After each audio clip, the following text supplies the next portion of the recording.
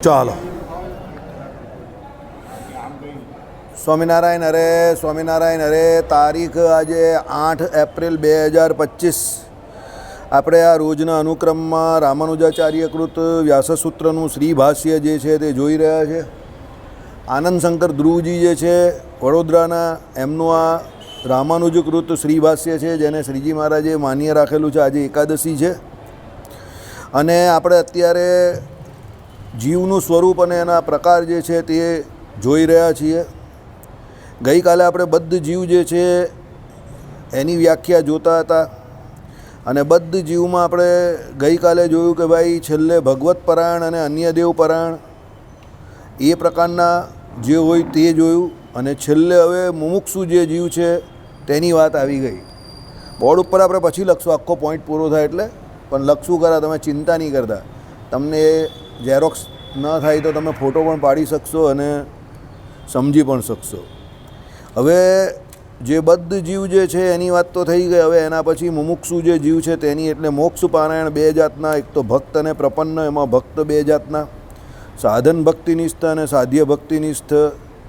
બરાબર. વ્યાસાદિક જે છે તે સાધન ભક્તિનિષ્ઠ અને પરાન કુંસાદી એટલે સાધ્ય ભક્તિનિષ્ઠ. બરાબર. એટલે જેમાં ભક્તિ તે સાધન માત્ર છે તે સાધન ભક્તિ, અને જેમાં ભક્તિ પોતે સાધ્ય છે, અર્થાત ભક્તિ ખાતર જ છે. વળી તે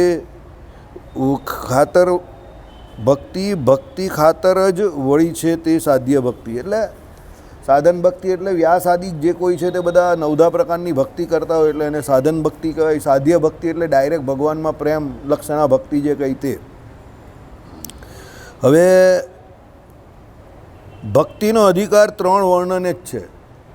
જો ભાઈ એક વાત તમને કહી દઉં, ભલે આ વિડીયો ચાલુ છે પણ શાસ્ત્રોમાં ઘણી બધી બાબત અધિકારવાળી આવે છે તો ઘણા બધા લોકોને એમાં ઘણો બધો વિવાદ દેખાય છે.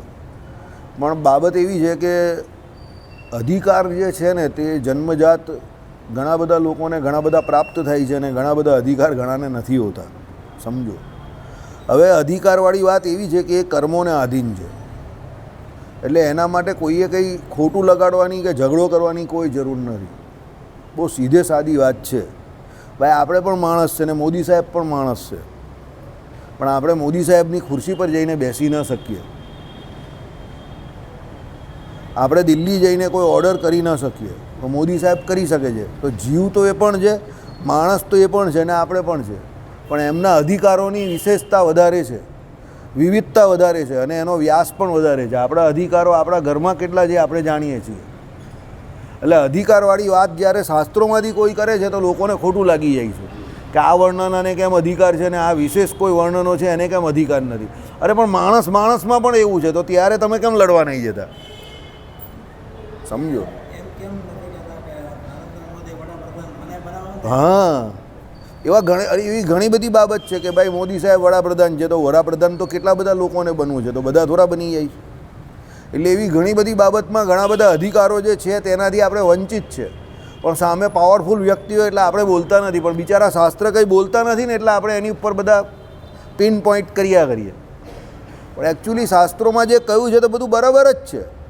અધિકારની વાત જે છે તે કર્મને આધીન છે. આપણા કર્મ આવી જાવ, અહીંયા આવી જાવ, કંઈ વાંધો નહીં. અધિકાર આપણા કર્મને આધીન જ છે. સમજી ગયા? આપણે પૂર્વે જે કર્મ કરેલા જે પ્રમાણે એનો અધિકાર પ્રાપ્ત થાય છે. દાખલા તરીકે કોઈ બાળકનો જન્મ કોઈ અતિશય ધન સંપન્ન વ્યક્તિને ત્યાં થયો. હવે એને દૂધ કે બીજું જે કંઈ પીવું હોય કે ન પીવું હોય એને પ્રાપ્ત જ છે, એને સીધું પ્રાપ્ત થઈ ગયું એના પૂર્વના કર્મને અનુસારે. અને બીજા જે કોઈ હોય છે ઘણા, જેનો ઝૂંપડપટ્ટીમાં સ્લમ વિસ્તારમાં જન્મ થયો હોય છે, હવે એના માતા પિતાને એનું રોટી રડવાની તકલીફ હોય તો પેલા બિચારાની કાં તકલીફ થવાની? એ પણ બિચારો વધારાની એક તકલીફ થઈને જ એના માટે આવેલો છે. સમજો. તો એના પાલન પોષણમાં જેવી પેલાની ઉછેરની થઈ હોય એવી ઉછેરની એની નહીં થવાની. તો હવે અધિકારની દ્રષ્ટિએ જોવા જાય એ બાળકનો કોઈ વાંક નથી, પણ હવે એને એ અધિકાર જન્મજાત પ્રાપ્ત નથી જે પેલા બીજાને પ્રાપ્ત થયા, તો એના માટે કોઈ લડવા ઝઘડવા આવતું નથી. કુપોષણના શિકાર જે કહીએ તમે ગુજરાતીમાં, જેને માલ ન્યુટ્રિશન અંગ્રેજીમાં કહેવામાં આવે, તો માલ ન્યુટ્રિશન આખા વર્લ્ડની સૌથી મોટી બીમારી છે. એ કુપોષણથી કેટલા બાળકો મરી જાય છે. એક બીજો ડબ્બો છે અંદર ચીભડાનો, બરાબર. એટલે કહેવાનું તાત્પર્ય શું છે, દરેક બાબતમાં અધિકારની વાત ન કરવી. અધિકાર બીજું કંઈ નથી, આપણા પૂર્વના કર્મને હિસાબે જ આપણે પ્રાપ્ત થયા છે. એટલે તમે અધિકાર માંગો તો એમને અધિકાર મળતા નથી કોઈને પણ, સમજો. પછી તમે એવો સવાલ કરીને ઊભા રહી જાઓ કે પૂર્વજન્મમાં શું કરેલું એ કોને ખબર છે, આમ છે તેમ છે. તો હવે એવા બધા પ્રશ્ન તમે ગાંડા જેવા કરો તો પછી એ તો તમારા સીધા ડીએનએ પર, માતા પિતા ઉપર પણ કોઈ પ્રશ્ન ઊભા કરી નાખે કે તમે આને જેને માતા પિતા માનો છો, હુ ટોલ યુ ધેટ કે એ જ તમારા માતા પિતા છે? તમે એની કા ગેરંટી આપી શકો છો કે એ જ તમારા માતા પિતા છે? અહીંયાથી બેઠેલા કેટલા લોકોએ ડીએનએ ટેસ્ટ કરાવેલો છે કે આ જ એના માતા પિતા છે, પણ આપણે માનીએ છીએ ને એના માતા પિતા. એટલે દરેક બાબતમાં પ્રશ્ન ન કરવો, સમજો. કારણ કે પ્રશ્ન પછી આપણા પોતાના આઈડેન્ટિફિકેશન પર જ થઈ જાય ને તો પછી માણસને અઘરું પડી જાય, બરાબર. એટલે આમાં જે કહ્યું છે કે ભાઈ ભક્તિનો અધિકાર બ્રાહ્મણ, ક્ષત્રિય અને વૈશ્યને છે, તે કયા પ્રકારે કહ્યું એ તમે સમજો. પહેલાં કે ભાઈ બ્રાહ્મણ, ક્ષત્રિય, વૈશ્ય જે છે એને દ્વિજત્વનો અધિકાર છે. હવે તમે સાંભળો ભક્તિ અને પ્રપન્નમાં શું ફરક છે. હવે જે દ્વિજત્વ જે છે તે પોતે જન્મોય સંસ્કાર કરે એટલે દ્વિજ, એટલે એનો બીજો જન્મ થયો અને એને વેદ ભણવાનો અધિકાર પ્રાપ્ત થાય. અને પછી એ ગુરુ પાસે જઈને વેદ ભણે, કર્મકાંડ વિદ્યા જે કોઈ હોય તે બધું ભણે, બધું કરે. અને એ પછી એને જો એ વિદ્યા ભણ્યા પછી વૈરાગ્ય થઈ ગયો તો એ સીધો ત્યાગાશ્રમમાં ચાલ્યો જાય. અને એ બ્રાહ્મણ, ક્ષત્રિય અને વૈશ્ય જે છે તે પછી શાસ્ત્રોમાં કયા જે કર્મો, સમજો, એ કર્મો પ્રમાણે પોતે આખું જીવન પોતાનું કાઢે અને એ કર્મને આધીન થઈને એ ભક્તિ પણ કરે. અને એ પછી એ ભક્તિએ કરીને પોતાનો મોક્ષ માને, બરાબર. પણ અહીંયા જે ભક્તિએ કરીને એનો મોક્ષ એને જે માનેલો છે તે ભક્તિ જે છે તે એને એમાં જે કર્મો જે છે તે એને પોતે કરવાના છે. એટલે એના ભક્તિએ કરેલા જે સાધનો કે જે ભક્તિ એને કરીને મોક્ષ થાય છે, સમજજો. બહુ ફરક છે ભક્ત અને પ્રપન્નમાં. એટલે સાધનો કરવાની જવાબદારી, ભક્તિ કરવાની જવાબદારી પેલા ભક્તની પોતાની છે, બરાબર. ગાડી તમે કોઈ પણ જગ્યા પરથી લીધી અને એના ગોડાઉનમાંથી બહાર નીકળી, તમે સેલ માર્યો અને ગાડી લઈને નીકળ્યા એટલે પછી કોની જવાબદારી થઈ ગઈ? તમારી. પછી પેલી કંપનીવાળાની જવાબદારી નથી. આ ટેકનિકલ કંઈ ખામી હોય તો એ કંઈક તમને સુધારા વધારા કરી આપે, પણ તમે બહાર જઈને ધાડામ દઈને ઠોકી નાખો અને તમે એમ કહો કે ડ્રાઈવર વોઝ નોટ ઓકે, તો પેલો કંઈ કંપનીવાળો એ that is not my problem. Driver okay નહીં હતો, દેટ ઇઝ યોર પ્રોબ્લેમ. હા, અમે તમને સુધારા વધારા કંઈ જે કંઈ કરવાનું હશે તે કરી આપશું. તો એવો ભક્ત અને પ્રપન્નમાં આ ફરક છે. ભક્તએ જે કંઈ સાધન કરવાના છે તે જાતે કરવાના છે. ભગવાનને લઈને એનો મોક્ષ થાય છે એ વાત પણ સાચી. ભગવાન એમાં એના કર્મમાં મુખ્યપણે હોય છે, પણ કરતાપણે પેલો ભક્ત રહી છે અને કરતા છે તે જ ભોગતા છે. એટલે ભક્તમાં આટલો ફેર છે. પણ પ્રપન્નમાં આવું નથી. પ્રપન્નમાં તો શું છે કે એ ભગવાનને બ્રહ્માનંદ સ્વામીએ કહ્યું એ પ્રમાણે જેવો તેવો પુત્ર તમારો અણસમજ્યું અહંકારી રે, પેટે પડ્યો તે અવશ્ય પાડવો, વાલમ જુઓ રે વિચારી રે. એટલે સીધું શરણાગત થઈને ભગવાનને પનારે જ પડવાનું છે. ભાઈ જેવો તેવો હું તમારો જ છું, બરાબર. હું જેવો તેવો એટલે તમારે શરણે, એટલે શું છે કે શરણાગતિના જે લક્ષણો કયા એ લક્ષણને આધીન થઈને પેલો વર્તે એટલે એના મોક્ષ કરવાની જવાબદારી ભગવાનની થઈ જાય છે, પેલાની નહીં રહેતી, સમજો. એટલે પ્રપન્ન અસ્મિત સપાતુમામ જે શ્લોક કયો છે આ લોકો માટે, એ એટલા માટે બેસ્ટ છે કે ભાઈ એ પ્રપન્નતા જે સ્વીકારવી ત્યાં સુધી જ આપણી જવાબદારી. એટલે જીવ ખાલી શરણાગતિ સ્વીકારે ત્યાં સુધી એની જવાબદારી, પછી બધી જવાબદારી ભગવાનની, બરાબર. એટલે આમાં એ જ કહી છે કે ભાઈ ભક્તિ જે છે, સમજો, એનો અધિકાર ત્રણ વર્ણને જ છે. પ્રપત્તિનો સર્વને છે. શરણાગતિ કોઈ પણ લઈ શકે. રામચંદ્ર ભગવાનના વખતમાં પેલો જટાયુ ગીધ, શું નામ હતું એનું? જટાયુ, નામ જ જટાયુ હતું ને, સંપાતીને જટાયુ, બરાબર. એ જટાયુ જે હતા ગીધ. હવે ગીધ જાતિ એટલે તમોગુણી જાતિ, જે બધું જ ખાય, બરાબર. માંસનો પણ એ આહાર કરે. પણ સીતાજીના રક્ષણ માટે એમણે એમના પ્રાણની આહુતિ આપી દીધી રાવણ જોડે લડતા લડતા. અને એ રાહ જોઈને બેઠેલા હતા કે ભાઈ રામચંદ્ર ભગવાન આ રસ્તેથી આવશે અને મારે એમને જે માહિતી સીતાજી વિશે આપવી છે તે હું આપીને જ રહીશ. અને એમ કરીને પોતાના પ્રાણને ટકાવીને રહ્યા, ફક્ત રામચંદ્ર ભગવાન આવે એની રાહ જોઈને. અને પછી રામચંદ્ર ભગવાને એમના શરીરને પોતે ઉચકું અને પછી રામચંદ્ર ભગવાને એમનો અગ્નિ સંસ્કાર પણ કર્યો. તો જટાયુ જેવા ગીધ જેવી નીચ અધમ યોનિને પામેલા જીવ જે છે એનો પણ ઉદ્ધાર ભગવાન રામચંદ્રજીએ શરણાગતિ સ્વીકારી તો કર્યો. બીજું પેલો ગુહરાજા, એ પણ જંગલી જાતિમાં આદિવાસી જાતિનો વ્યક્તિ હતો, તો ભગવાને એને પોતાના મિત્ર તરીકે સ્વીકાર્યો, એને પણ ભગવાને કલ્યાણ આપ્યું. પેલો કેવટ, પછી સબરીજી, એ તો ભીલ હતા, તો પણ ભગવાને એને શોધતા શોધતા એમના ત્યાં સુધી એડ્રેસ પર ગયા, એમને મળ્યા અને છેલ્લે એમને વૈકુંઠ ધામ આપ્યું. હવે આ બધા કોઈ જાતિએ કરીને ઉત્કૃષ્ટ નહીં હતા, આ બધા મોસ્ટલી ચોથા વર્ણના હતા. કાં પહેલાં તો પક્ષીની યોનિમાં હતા, અધમ યોનિમાં, પણ એ બધા ભગવાનની શરણાગતિ સ્વીકારીને બેઠેલા હતા, એટલે ભગવાન એમને ધામમાં લઈ ગયા. સમજો, આ બધા શરણાગતિવાળા હતા કે ભાઈ અમે તમારે શરણે છે, એટલે ભગવાન એમને ધામમાં લઈ ગયા. ત્યારે ભક્તિમાં શું છે, અધિકારની વાત આવી જાય છે. એટલે એ દ્વિજત્વ જેણે લીધું હોય એનો જે અધિકાર છે, સમજો. એટલે અહીંયા શું કહ્યું, પ્રપન્ન જે છે એ સર્વને પ્રપત્તિનો અધિકાર છે. અકિંચનતા એટલે કાંઈ પણ પોતાનું ન હોવું, અનન્ય ગતિ વગેરે ધર્મથી વિશિષ્ટ હોઈને જે ભગવાનનો આશ્રય કરી રહે તે પ્રપન્ન. પ્રપન્નના બે પ્રકાર છે. પેલી ઘોડી નહીં લાવ્યું, ઘોડી લઈ આવો ભાઈ, એ હરિભગતે ફરિયાદ કરેલી છે. એ હરિભગત ફરિયાદ કરી ગયા કાલે, એટલે એવું તમારી વાતમાં પોઈન્ટ છે. શું કહ્યું ભાઈ? અકિંચનતા.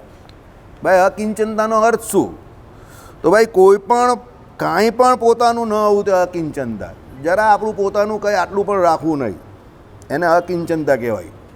રાવણને ભગવાને પહેલી વખત યુદ્ધમાં હરાવેલો હતો. એ જ યુદ્ધને વિશે પહેલી વખત જ્યારે ભગવાન રામચંદ્રજી યુદ્ધ કરવા ગયા ને, ત્યારે એમની પાસે રથ ન હતો.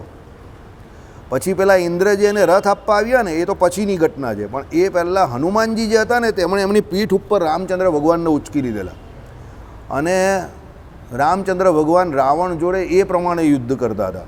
અને હનુમાનજી બેઉ બાજુ ધ્યાન રાખતા હતા કે રાવણ શું કરી રહેલો છે ને ભગવાન રામચંદ્ર શું ઈચ્છી રહેલા છે, અને એ પ્રમાણે પોતે ફરતા હતા. એટલી બધી એમની સ્કિલ હતી, એમ એટલા બધા એક્ટિવ હતા એ. એટલે રાવણે જોયું કે આ હનુમાનને હિસાબે એમ કહે કે આ યુદ્ધમાં મારી જોડે ટકી રહેલા છે રામ, એટલે એણે હનુમાનજી પર એટેક કરવાનું ચાલુ કર્યું. એટલે હનુમાનજી પર એટેક એમણે જેવો કર્યો એટલે રામચંદ્ર ભગવાન ઉપરથી નીચે આવી ગયા, અને હનુમાનજીનું જે રુધિર હતું તે રામચંદ્ર ભગવાનના ચરણારવિંદને સ્પર્શ થયું. હવે અત્યાર સુધી રામચંદ્ર ભગવાન યુદ્ધ કરે એવી રીતે યુદ્ધ કરતા હતા નોર્મલ, પણ જેવું હનુમાનજીનું રુધિર રામચંદ્ર ભગવાનના પગ પર પડ્યું એટલે રામચંદ્ર ભગવાનનો મિજાજ ગયો. કે તેમ કહી કે જે વ્યક્તિ ફક્ત રથનું કામ કરતો હતો અને એ મને ઉચકીને ફરતો હતો, એમાંથી એની પર બાણ ચલાવ્યું, ખલાસ, પાવર હટી ગયો. રામચંદ્ર ભગવાને રાવણને નિહત્થો કરી નાખ્યો, તોડી ફોડીને મેદાન કરી નાખ્યો, અને છેલ્લે રાવણ રથબથ બધા વગર નીચે પડેલો હતો. તૂટેલું ધનુષ અને હાથમાં હતું, તે તૂટેલા ધનુષથી એનો બચાવ કરવા જતો હતો, અને રામચંદ્ર ભગવાને એને બેબાકરો કરી નાખ્યો, હેરાન કરી નાખ્યો. રાવણ હતો તો બુદ્ધિશાળીને, પણ ત્યારે એને થયું કે આ એમ કહી કે રઘુકુળ વાળો વ્યક્તિ છે, એમ કહી રઘુકુળ વંશજ છે, આ ધનુષનો ટુકડો લઈને હું મારી જાતનો બચાવ કરું જ ને, એટલે આ મને બાણ છોડ્યા કરે છે. એટલે એણે શું કર્યું, ધનુષનો ટુકડો નાખી દીધો.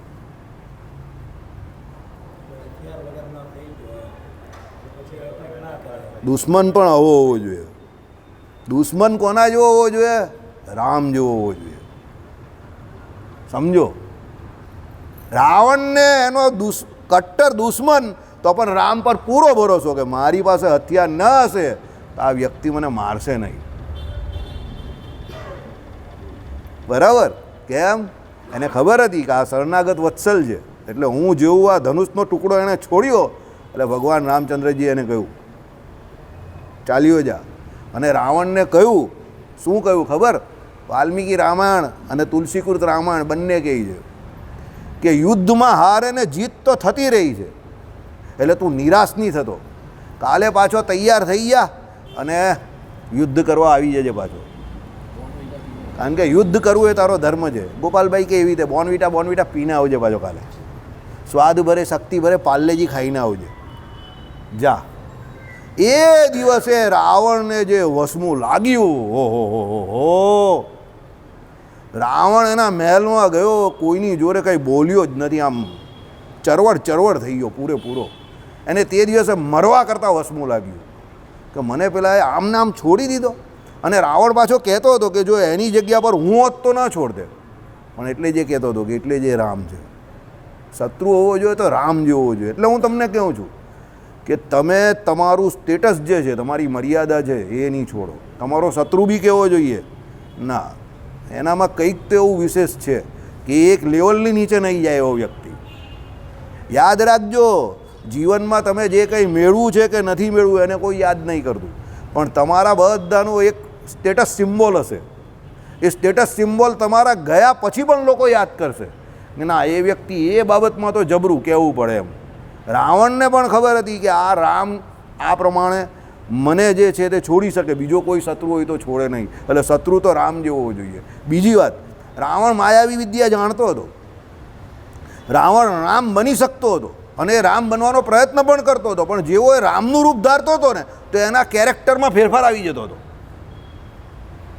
રાવણ મટીને રામ થઈ જતો હતો એનું પાત્ર ધારીને.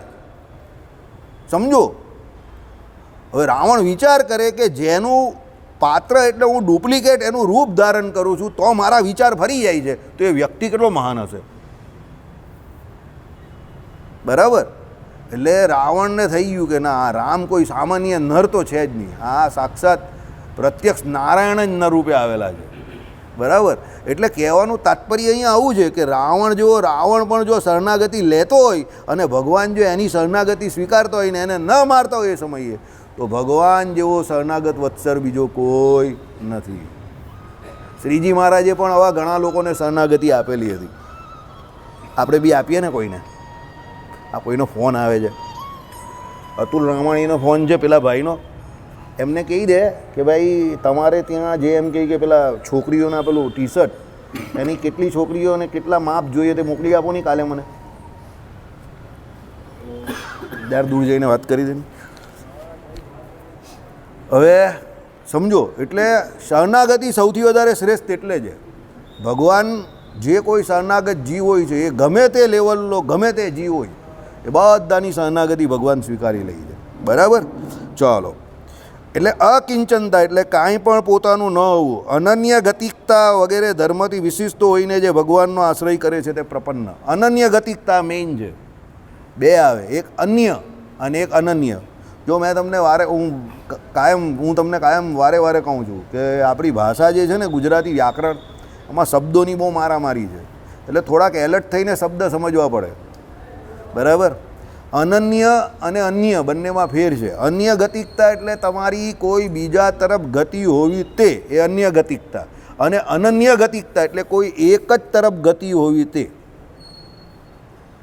સમજો, હવે અહીંયા શું કહ્યું? અનન્ય ગતિકતા વગેરે ધર્મથી વિશિષ્ટ હોય. હવે અનન્ય ગતિકતા એટલે કોણ? એક ભગવાન તરફ જ જેની ગતિ હોય. આપણો શરણાગતિનો મહારાજ શ્રી આપે એ મંત્ર ત્વમ ગતિર્મમ, ને આગળ નામ ભગવાનનું specific, to be very precise, કે નહીં આ વ્યક્તિ તરફ જ મારી ગતિ થાય, બીજા કોઈ નહીં એમ. એટલે આની જ શરણાગતિ. એ કોણ? પરબ્રહ્મ પુરુષોત્તમ નારાયણ. અને એને આપનાર પણ કોણ? તો જે તે સંપ્રદાયની જે તે વ્યવસ્થા પ્રમાણે જે તે પદ વિશિષ્ટ વ્યક્તિ આપે એના દ્વારા જે શરણાગતિ સ્વીકારાય. કોઈ રસ્તે ચાલતો ના આપી શકે, કોઈ નહીં. એ પદ પર જે આરૂઢ હોય તે જ આપી શકે, જે તે સંપ્રદાયની જે તે વ્યવસ્થા.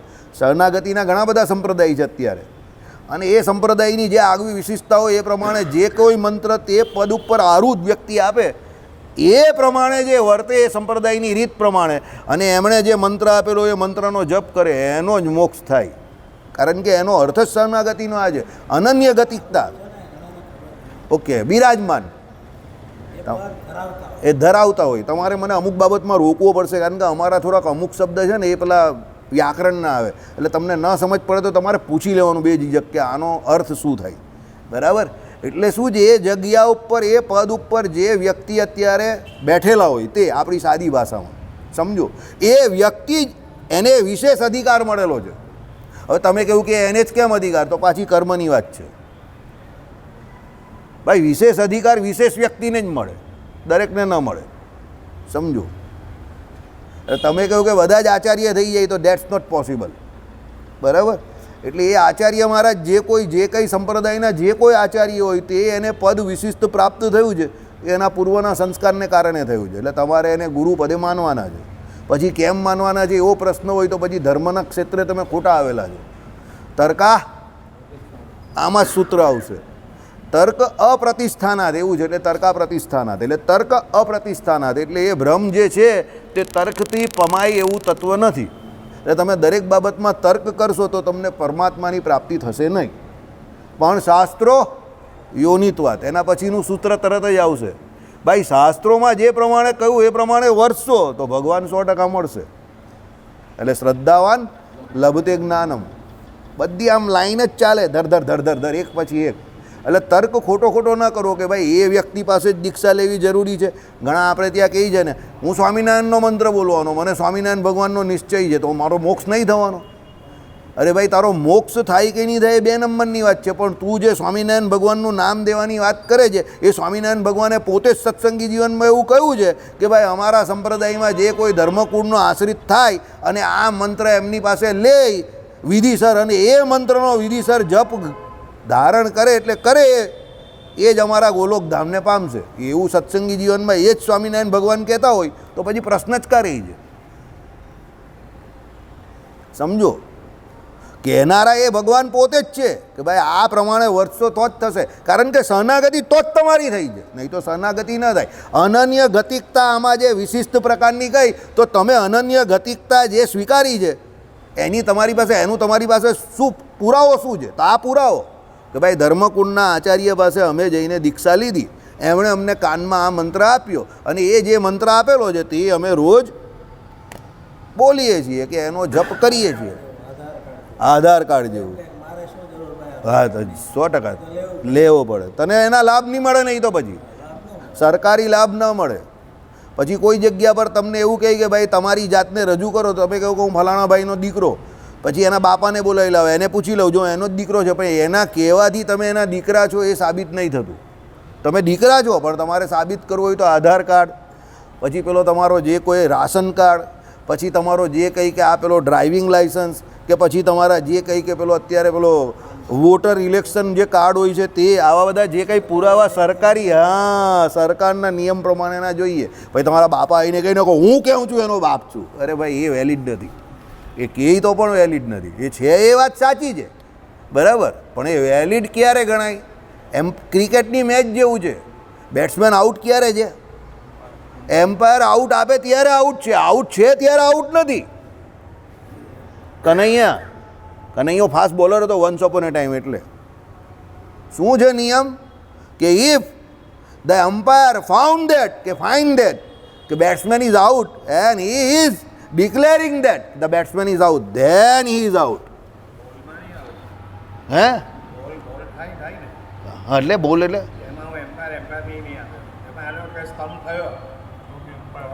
તો પણ એમ્પાયર આપવો જ પડે, સ્ટમ્પનો આપવો જ પડે. હે એમ્પાયર નહીં આપે તો નહીં થાય આઉટ. એનો નિયમ જ એ છે, આઈસીસીનો conduct of code, ICC code conduct જ છે. એમ્પાયરને જ્યારે ડાઉટ જાય તો થર્ડ એમ્પાયરને કહી, અને એ ભાઈએ વાત કરી સ્ટમ્પમાં બોલ લાગે અને બેલ નીચે ના પડે તો નોટ આઉટ. તો પેલાનું બેડલક બહુ સારું છે, એમ્પાયર આઉટ આપે તો જ આઉટ. યાદ રાખજો, એનો નિયમ એવો છે. એટલે આમાં આવું છે, સમજો કે આચાર્ય મહારાજ તમને મંત્ર આપે એટલે એ મંત્ર લેવાની જવાબદારી તમારી છે અને એ મંત્ર બોલવાની જવાબદારી પણ તમારી, પણ મંત્ર આપવાની જવાબદારી ભગવાને એમને સોંપેલી છે. એટલે એ જવાબદારી એમની, સમજો. અને એમના સિવાય બીજા કોઈની નહીં. પાછો બીજો કોઈ દોઢ ડાયો થઈને કહી કે ના ભાઈ અમે આપીએ તો પણ તમારું કલ્યાણ થાય, તો ન થાય, કારણ કે એ એનો વિશેષ અધિકાર છે. તમને અનન્ય ગતિ જે પરમાત્મા તરફ પ્રાપ્ત થાય છે એ ફક્ત ને ફક્ત આપણા સંપ્રદાયમાં ધર્મકુંડના આચાર્ય જ આપી શકે. Nobody can give. બધે એવું છે. નિંબાર્કાચાર્યમાં પણ એવું છે, વલ્લભ સંપ્રદાયમાં પણ એવું છે, પછી રામાનુજ શ્રી સંપ્રદાયમાં પણ એવું છે, દરેક સંપ્રદાયમાં એવું છે, એ લોકોની વિશિષ્ટ પરંપરા હોય જ, સમજો. અને એ જે શરણાગતિનો મંત્ર જે તે ગુરુ જે તે સ્થાન પર બિરાજમાન હોય તે આપે, અને એ મંત્ર જે આપે એ મંત્રનો જપ કરવાથી જે જીવ મોક્ષને પામે. બરાબર ને? એવું જ છે ને વલ્લભ સંપ્રદાયમાં પણ, 100% સાચી વાત. અને મંત્રમાં પણ ભગવાન તરફ ગતિ થાય, આ જ એનું ગુજરાતી તો થતું હોય, થોડો ફરક મંત્રમાં હોય, કુંચમ કુંચમ, પણ અર્થ તો એનો આ જ થાય કે એ ભગવાન તમારા તરફ અમારી ગતિ થાય કે મારી ગતિ થાય. બરાબર? ચાલો, હવે પ્રપન્ન બે પ્રકારના છે. અનન્ય ગતિકતા વગેરે ધર્મથી વિશિષ્ટ હોઈને જે ભગવાનનો આશ્રય કરી રહ્યો છે તે પ્રપન્ન, ભગવાનનો આશ્રય કરી રહી, એટલે ભગવાન સિવાય બીજા કોઈનો એ આશ્રય માને નહીં. ભગવાન જ એક મારી રક્ષા કરનારા છે અનંતકોટી બ્રહ્માંડમાં, એવું એ માને, અને એ ભગવાનને આશરે જાય ત્યારે સમજવાનું કે આની અનન્ય ગતિ હવે ભગવાન તરફ થઈ ગઈ છે, એટલે પછી એની ટોટલી જવાબદારી ભગવાનની પોતાની, કે ભાઈ તારો મોક્ષ મારે કરવાનો. બરાબર? ચલો, હવે પ્રપન્ન જે છે તે બે પ્રકારના છે, એક એકાંતિક અને બીજા પરમ એકાંતિક. આમાં એકાંતી લખેલું જ, આપણે એકાંતિક બોલો તો પણ કોઈ વાંધો નથી, બીજા પરમ એકાંતિક. જે મોક્ષ સાથે બીજા ફર પણ ભોગવા ભગવાન પાસેથી ઈચ્છે છે પણ અન્ય દેવને એ વળગેલો નથી, તે એકાંતિક. જો આ સંપ્રદાય થોડી ફેરફાર આવે ભાઈ, સમજો. આપણે ત્યાં આવું એકાંતિક પરમ એકાંતિક જેવું કંઈ છે નહીં, પણ રામાનુજમાં છે તો આપણે સમજી લેવાનું. બરાબર? નહીં, ભક્તિ એ તો આખી એ આપણા એ જે આમાં કહ્યું છે તે સંપ્રદાયની વાત નથી, એ તો ખાલી એ એમણે માળખું બતાવ્યું. ભક્તિ કરવાનો અધિકાર બધાને છે, પણ ભક્ત અને પ્રપન્નનો ડિફરન્સ બતાવવા માટે આમાં બતાવેલું છે કે પ્રપન્ન જે છે, સમજો, એની મુક્તિ સિદ્ધિ ભગવાને કરવાની છે, પણ ભક્ત જે છે એને જે નિત્ય કર્મ, નૈમિતિક કર્મ આદિ જે કોઈ કર્મ કરવાના છે, કે જનોય સંસ્કાર કરવાનો છે, તો એના માટે એ દ્વિ જોવો જરૂરી છે. એટલે એ ભક્તને એમાં એ કેટેગરીમાં લીધો છે, પણ એનો મતલબ એવો નથી કે શુદ્ર ભક્તિ ન કરી શકે, કે ચતુસ્થ વર્ણની ભક્તિ ન કરી શકે, એવો અર્થ નથી. આમાં ભક્તની અને શરણાગતની યાદ બંનેના ડિફરન્સ બતાવવા માટે કરેલી છે, એટલે તમે સમજજો. આપણી રીતે જોવા જાવ તો એવું નથી કે શરણાગત હોય એને ભજન નહીં કરવાનું, કે ભક્ત નથી. શરણાગત જે છે એને પણ ભજન તો કરવાનું જ છે, સમજો મારી વાત. પણ આમાં ભક્ત એટલે સ્પેસિફિક એવો ભક્ત આમાં કહેવા માંગે છે કે જે પોતે પોતાના હિસાબે પોતાના બાહુબળે કરીને ભક્તિ કરીને ભજન કરીને મોક્ષ ઈચ્છે છે તેઓ. એટલે એમાં એના મોક્ષ જે છે એનો આધાર એ પોતાના સાધનો દ્વારા કરવા માંગે છે, એ પ્રકારનો ભક્ત કયો છે.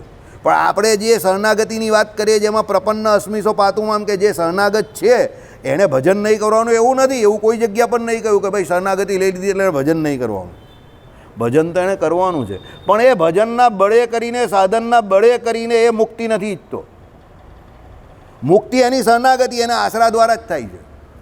પણ ભજન એ કેના માટે કરે છે? ભગવાનને પ્રસન્ન કરવા માટે, રાજી કરવા માટે. આટલો ફરક છે. એટલે પેલો ભક્ત જે છે એ ભક્તિને સાધન માને છે મોક્ષમાં. આપણે ત્યાં ભક્તિ જે છે તે ફક્ત ભગવાનની પ્રસન્નતાનો હેતુ છે, એટલે નવરા બેસી નહીં રહેવાનું. બરાબર? આમ તેમ આટા નહીં મારવાના. તમારા કાઠિયાવાડમાં કહીને આમ તેમ આટા નહીં માર્યા કરે. ચાલ તો ભાઈ પેલો 3 વખત આવે ગલીને દુકાનમાં, એ આટા કેમ મારે છે? હોયો જા, કામ ધંધા નથી કંઈ, હોયો જા, એમ કરીને ભગાવી દે. વરાછામાં એક ગલીમાં 3 વખત નહીં જઈ શકો તમે, કોઈ પણ ગલી હોય. એ તો તરત બોલાવે જ કોઈને કોઈ. બરાબર? હા, એટલે ત્યાં લોકો એલર્ટ છે એટલા. બરાબર? એ તરત જ બોલાવે, હોયો જા, એમ કરીને ભગાવી જ દે. અને એમાં કોઈ લબર મૂછીઓ દેખાય એને તો 2-4 જડી બી દે કોઈ, બિચારો ટેન્શનમાં. બરાબર? હવે લબર મૂછી એટલે કોણ, એની વ્યાખ્યા નહીં પૂછતા પાછા. ચલો, જય સ્વામિનારાયણ. હવે જે મોક્ષ સાથે બીજા ફળ પણ ભગવાન પાસેથી જ છે. ભાઈ મોક્ષ જોઈએ છે, એની જોડે થોડું આ લોકનું સુખ પણ જોઈએ છે. આપણે ત્યાં બધા આવે છે ને એવા આપણા સત્સંગીઓ, કે ભાઈ ભગવાન બધું તાડું રાખજો, બધું ભીનું રાખજો, ભંડારા ભરપૂર રાખજો. અશોકભાઈને હસવું આવી ગયું. બરાબર? શ્રીખંડ પૂરી ભજીયા ખાતા અમે તો તમારા ધામમાં આવવાના છે, એટલે મોક્ષ જોડે અમને બીજી બધી વસ્તુ પણ ચાલુ રાખજો. બરાબર? એટલે રામાનુજ વેદાંત પ્રમાણે એ જે છે તે શું છે કે ભાઈ એ જે કંઈ માંગે છે તે પણ અન્ય દેવને વળગેલો નથી, પણ ભગવાન પાસે, એટલે એનો અંત તો ભગવાનમાં. એટલે એકાંતિક તો છે, પણ ભગવાન પાસે મોક્ષ સાથે બીજું બધું પણ માંગે છે.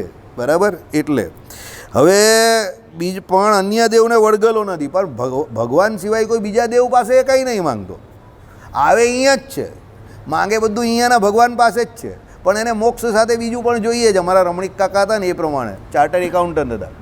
આપણે કહીએ ને રમણીક કાકા ભજન કરો, હવે મોક્ષ કરવાનો છે. અરે મોક્ષ કરીને એમ કહી કે અક્ષરધામમાં જઈએ તો ત્યાં થોડો શ્રીખંડ પૂરી ભજીયા મળે છે, અહીંયા આટલું બધું સુખ છે, શ્રીખંડ મળે, ભજીયા મળે, અન્નકૂટના દર્શન કરવાના. જો હવે પેલો કોઠારી જાય સ્વામી છે ત્યાં જઈશું તો અન્નકૂટ આપશે, ઠાકોરજીનો પ્રસાદ મળે, આ તે તો પછી તું મોક્ષની વાત કરે, ત્યાં કાં આ બધું છે? આ તો મોક્ષની જોડે અહીંયા તો બધું મળે છે, તો પછી આ વધારે સુખ હોય એવું તને નહીં લાગતું? આલા ભણેલો ગણેલો માણસ થઈને મને કહે આવી વાત કરે, ચાલ જા અહીંયાથી. હું તમારી વાતમાં પહોંચ છે, ચાલો જાઓ.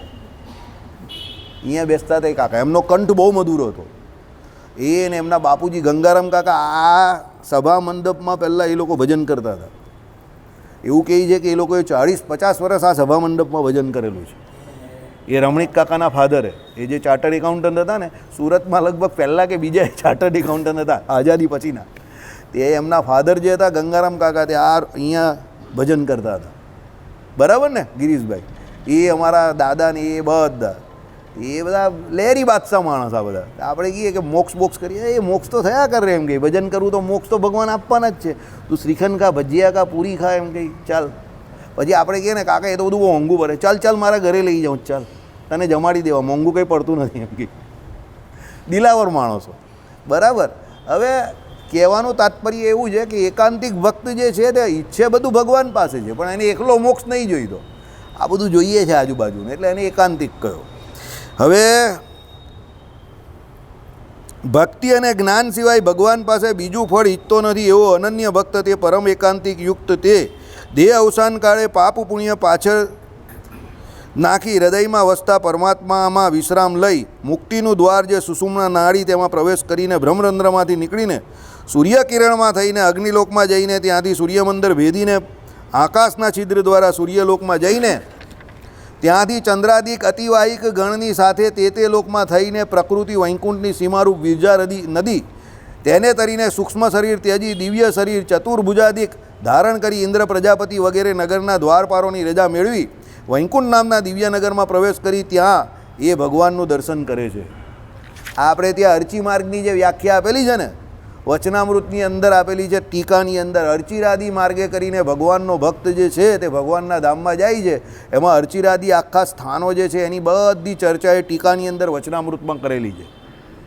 એ બધા સ્થાન બતાવેલા છે કે ભાઈ અહીંયાથી પેલો ભગવાનનો ભક્ત જે હોય આમાં પરમ એકાંતિક કહે છે. આપણામાં વચનામૃતમાં ભગવાનનો એકાંતિક ભક્ત એવું કહ્યું છે, જેને ભગવાન સિવાય બીજી કોઈ ઈચ્છા નથી.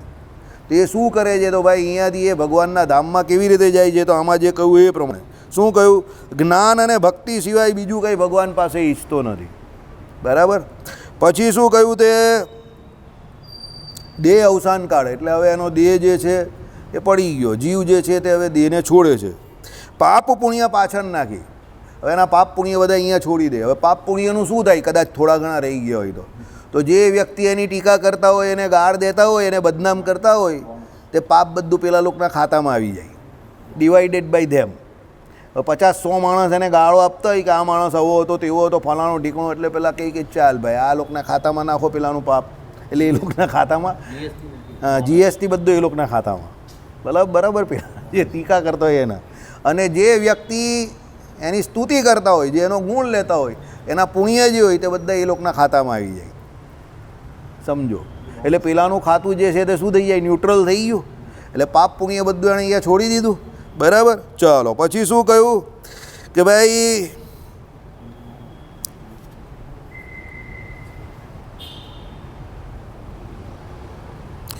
હૃદયમાં વસતા પરમાત્મામાં વિશ્રામ લઈ, અંતર્યામી પણ જે ભગવાન આપણી અંદર રહ્યા છે ત્યાં એ વિશ્રામ કરે, એટલે ત્યાં એના મન બુદ્ધિ ચિત્ત અહંકાર જીવને જોડી દે.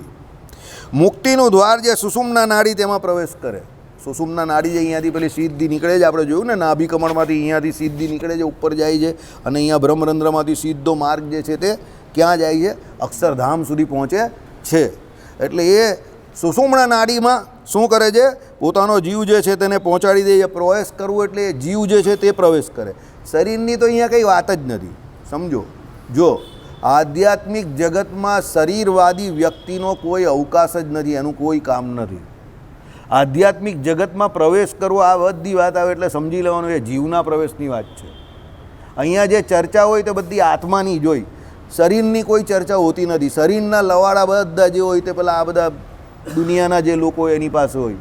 એ કંઈ પેલો જીમમાં જાય ને બોડી બનાવે ને પછી પેલો આ ગોળી ખાઈને પેલી ગોળી ખાઈને કંઈ વજન વધારે ને વજન તમારું બહુ ઘટી ગયું ને કાળો દેખાય જ ને ધોળો દેખાય જ ને વાળ સફેદ છે તો કાળા કરો ને એ બધી ચિંતા એ લોકોને હોય.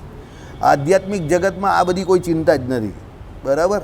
વૃંદાવનમાં અને બીજી ઘણી બધી જગ્યા પર એટલા બધા સાધુ સંતો એવા છે તમને દેખાય વર્ષોથી બિંદાસ હોય, વરસાદના પાણીથી જ નહાતા હોય. અને વરસાદના પાણીથી નાહી ત્યારે એ લોકોને અંદરથી જે આ બધી ધૂળ ને બધું નીકળે ને તો મોઢા પર તમે જોવો તો એટલું બધું તેજ દેખાય. બાકી આમ તમે જોવો તો તમને ખબર પણ નહીં પડે કે આટલું બધું ભજન કરવાવાળા શ્રેષ્ઠ સાધુ હશે. પણ એ લોકોને શરીરની કોઈ ચિંતા નથી. બરાબર. એટલે આધ્યાત્મિક જગતમાં તમે પ્રવેશ કરવો એવું એટલે તમે એમ કે આખો માણસ પ્રવેશ થાય, એ પ્રવેશ આત્માનો થતો હોય. માણસ તો જીવ છે તે શરીર તો અહીંયા છોડી જાય, એ તો પંચભૂતમાં વિલીન થઈ જાય એનો અગ્નિ સંસ્કાર કરે એટલે. તો પ્રવેશ કોનો થયો? તો પ્રવેશ એના જીવનો થાય છે. બરાબર. એટલે શું કહ્યું કે ભાઈ મુક્તિનું દ્વાર જે છે સુષુમ્ના નાડી, એમાં પ્રવેશ કરીને બ્રહ્મરંધ્રમાંથી નીકળીને પછી એ જીવ અહીંયા બ્રહ્મરંધ્ર જે છે તેમાંથી નીકળે સૂર્યકિરણમાં થઈને. એ સૂર્યકિરણ એટલે શું છે? આખો પ્રકાશવાળો માર્ગ છે અહીંયાથી અક્ષરધામ સુધીનો. હવે સૂર્યકિરણ એટલે શું છે? અહીંયા આપણે ત્યાં તો જગતમાં જે સૂર્યનારાયણ જે પ્રગટે છે એના દ્વારા સૂર્યકિરણ જે હોય ત્યાંથી આપણે પ્રકાશ દેખાતો હોય આખો સૂર્યના. આપણે પેલી રચકણવાળો આખો એક માર્ગ ના દેખાય? તમે આમ ઘરમાં બારી નાની સવારે ખુલ્લી હોય ને આમ તમે બેઠા હો તો આમ એક આમ જો આમ આખો વે દેખાય, આમ એની અંદર આમ તમને રચકણો પણ દેખાય આમ રીતસરની.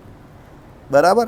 એ પ્રમાણે એટલે સૂર્યકિરણમાં થઈને અગ્નિલોકમાં જઈને સૂર્યમંદર ભેદીને પછી એ આખું સૂર્યમંદર જે છે તેને ભેદી નાખે. આકાશના છિદ્ર દ્વારા સૂર્યલોકમાં જઈને ત્યાંથી ચંદ્રાદિક અતિવાહક ગણની સાથે હવે એ જે તે લોકમાં ત્યાંથી આગળ જાય અને ત્યાંથી એ લોક સુધી બધા લોકોની આગળ એ બધાને ભેદીને ત્યાંથી પછી સીધો એ ભગવાનના ધામ સુધી જાય. પણ હવે એ રસ્તો એણે થોડો જોયો હોય, સમજો. એ તો એના માટે તો નવો રસ્તો હોય ને. એટલે એ એક જગ્યા પર જે પહોંચે હવે સૂર્યમંડળમાં પહોંચે ત્યાંથી એણે ચંદ્રના લોકમાં જતો હોય, સમજો. તો સૂર્યના લોકથી એક અતિવાહક એટલે એક સંદેશા વ્યવહારિક વ્યક્તિ જે હોય ને પેલો મેસેન્જર આપણે જે કહીએ ને એ વ્યક્તિ આવે અને એ બીજા લોક સુધી છોડી જાય. પછી ત્યાંનો વ્યક્તિ ત્રીજા લોક સુધી છોડી જાય. એમ કરીને એ બધા અતિવાહકો એને ભગવાનના ધામ સુધી છોડવા જાય. અને જ્યાં જ્યાં એ પહોંચે ત્યાં તે લોકના તે દેવતાઓ દેવીઓ જે છે બધા એને બોલાવે, એની પૂજા કરે, એને હાર બાર પહેરાવે, એ તે લોકની જે વ્યવસ્થા એ પ્રમાણે. અને એને વંદન કરે.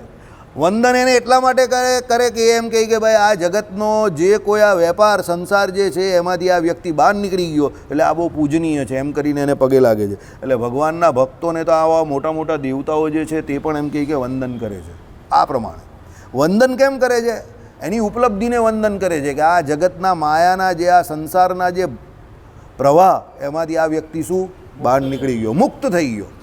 હું તમને હજુ પણ કહું છું, વેલ્યુ આપણી સનાતન સંસ્કૃતિમાં મેળવનારની નથી, મુક્તની છે. ત્યાગી આપણે ત્યાં સ્વામી કહેવાય છે. મુકેશ અંબાણી સ્વામી કહેવાતો નથી. બરાબર. પણ સ્વામી અવધેશાનંદજી સ્વામી સ્વામી તે હવે તમે એને પૂછો તો એ તો બધા ત્યાગી છે. તો ત્યાગીને તમે સ્વામી કેવી રીતે કહો? પણ આપણે ત્યાં જે ત્યાગ કરે છે એ જ સ્વામી છે. જે મેળવે છે એ સ્વામી નથી. કારણ કે જે મેળવે છે એનું સ્વામિત્વ જે છે તે પરમેનન્ટ નથી. માલિક, એનું માલિકીપણું જે છે તે પરમેનન્ટ નથી, એના કર્મને આધીન છે. પણ જે છોડી દે છે સંસારને એનો સ્વામી થઈ ગયો. કેવી રીતે સ્વામી થઈ ગયો? ભાઈ એણે એનો સ્વીકાર જ નહીં કરવો, અંદરથી ત્યાગ કરી દીધો. એટલે એને આપણે સ્વામી કહીએ છીએ. ભાઈ તમે શ્રેષ્ઠ છો, તમે આના માલિક છો.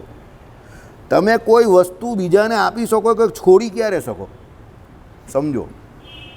એના માલિક હોય તો છોડી શકો ને. આ માળા મારી છે, હવે આ મારી છે તો હું એનો ત્યાગ કરી શકું ને, સમજો. બીજાની હોય તો થોડો કરી શકું. એટલે તમે જે વસ્તુને છોડી દીધી એના તમે માલિક. આ શાસ્ત્રની વ્યાખ્યા છે. તમે જગતના વેપારની વ્યાખ્યા ના કરતા ભાઈ. પછી એની અંદર બધા તર્ક ઘુસાડશો કે આ માલિક તો દાવો. એવું નથી. શાસ્ત્રની વ્યાખ્યા સમજો. તમે જે વસ્તુ પોતાની સમજીને એને છોડી દેવ છો એના માલિક છો. કારણ કે તમે છોડી કહી ન શકો જે તમારી પોતાની છે એને. અને શાસ્ત્રોક્ત રીતે તમે એને છોડી દો તો જ તમારી એ માલિકી છે. સમજો. કેમ? છોડવાનો અધિકાર એને છે જેની એ વસ્તુ છે. એટલે અહીંયા જે છોડે છે એને સ્વામી કહે છે. જે પકડે એ તો એની અંદર બંધાયેલો છે, એ તો પાછો આવશે. એનો જીવ 4 આના 8 આના રૂપિયામાં જીવ હોય જ ને સાપ બનીને નથી આવતો. દાદા સાપ બનીને આવ્યા લાગે છે ખેતરની અંદર. આ લોકો બોલે ને તમારી ગામડાની ભાષામાં, હેરું બંને આવેલો છે, ફડાક દઈને દંખ મારે. અરે જીવતા દંખ મારે એવા હોય તો મરવાની કા વાત કરો, બરાબર? એટલે એ અતિવાહક જે છે તે આવે છે અને એક લોકમાંથી બીજા લોકમાં એમ કરીને વૈકુંઠ લોકની બહાર એક વિરજા નદી છે. ત્યાં એ વિરજા નદીમાં પેલા અક્ષરધામમાંથી એક કે વૈકુંઠ લોકમાંથી એક પેલો જે કોઈ મુક્ત તે આવે છે, પેલાને ડૂબકા મરાવે છે. એનું જે સૂક્ષ્મ શરીર હોય છે, સ્થૂળ શરીર તો અહીંયા છૂટી ગયું, સૂક્ષ્મ શરીર જે હોય છે એનો પણ પેલો ત્યાગ કરી દે છે અને પછી પેલા મુક્ત જેવું અને અપ્રાકૃત દિવ્ય દ્રવ્યનું મસ્ત શરીર મળી જાય છે, તેજસ્વી કાંતિએ યુક્ત ભગવાન જેવું. અને પછી એ ભગવાનના ધામમાં જાય છે. 11સમાં મજા આવી ગઈ ને તમને લોકો? શ્રીપતિમ શ્રીધરમ સર્વદેવેશ્વરમ ભક્તિધર્મ